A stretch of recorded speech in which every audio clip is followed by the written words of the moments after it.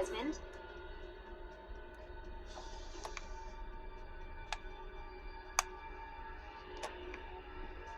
Get over here, Desmond.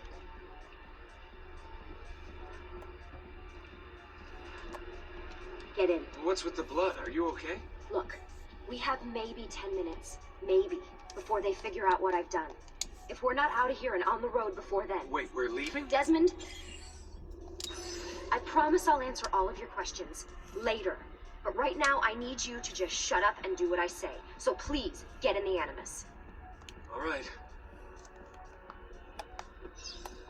Hurry up, Desmond.